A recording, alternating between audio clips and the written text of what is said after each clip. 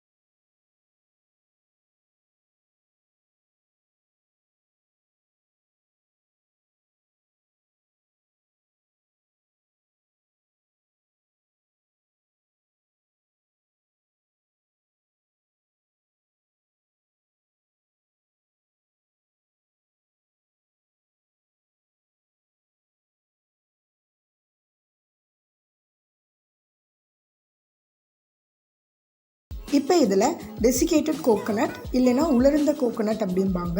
இதை 100 கிராம் இல்லைனா 1 கப் அளவுக்கு சேர்த்துக்கணும். இதை நம்ம வீட்டிலையே செஞ்சுக்கலாம். இது ஹோம்மேட் டெசிகேட்டட் கோகோனட் தான். இதோட ரெசிபி நம்ம சேனலில் இருக்குது. வேணும்னா நீங்கள் அதையும் ரெஃபர் பண்ணிக்கலாம். நான் அதோட லிங்க்கை கீழே டிஸ்கிரிப்ஷனில் கொடுக்குறேன், செக் பண்ணி பார்த்துக்கோங்க. இப்போ இதை நல்லா கலரி விட்டுட்டு இருக்கணும். பால் எல்லாமே சுண்டி நமக்கு கெட்டியான பதத்துக்கு வர வரைக்கும் இதை நம்ம நல்லா கலரி விட்டுக்கிட்டே இருக்கணும். அடுப்பை மிதமான சூட்டில் வச்சு கலரி விடுங்க. கைவிடாமல் கலரி விடணும். இதுக்கு மேலே எல்லாமே கைவிடாமல் நம்ம கலரினா தான் அடி பிடிக்காத நமக்கு வரும். பாருங்கள், நம்ம போட்ட பால் எல்லாமே நல்லா சுண்டிருச்சு. இது நல்லா கெட்டியாக வந்துருச்சு. இப்போ இது தயாராகிடுச்சு. அடுப்புலேருந்து எடுத்துடலாம் வெளியில். இப்போ ஒரு பாத்திரம் எடுத்துக்கோங்க. என்ன பாத்திரம் வேணால் எடுத்துக்கலாம், இல்லை பிளேட் கூட நீங்கள் எடுத்துக்கலாம். அந்த பாத்திரத்தில் பட்டர், ஆயில், கீ இல்லைனா பட்டர் ஷீட் எது வேணால் நம்ம போடலாம். நான் பட்டர் எடுத்து பாத்திரம் ஃபுல்லாக தடவிக்கிட்டேன். இப்போ இதில் நம்ம அந்த மில்க் ஸ்வீட் செஞ்சு வச்சுருக்கிற மில்க் ஸ்வீட்டை இதில் ஆட் பண்ணிக்கலாம்.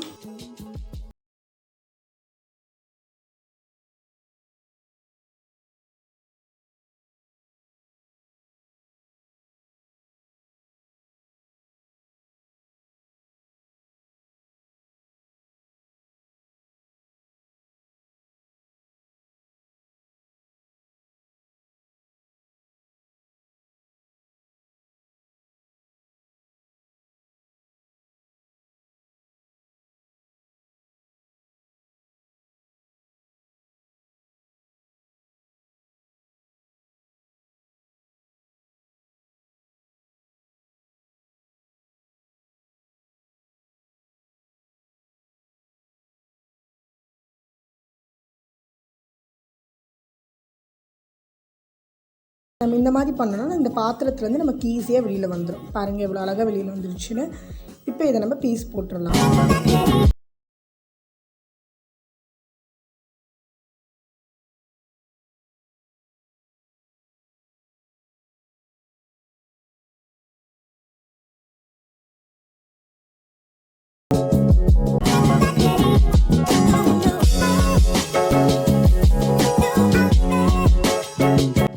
இப்போ பாருங்கள், அழகாக நம்ம பீஸ் போட்டாச்சு. மேலே அழகுக்காக நான் கருப்பு திராட்சை வச்சுருக்கிறேன்.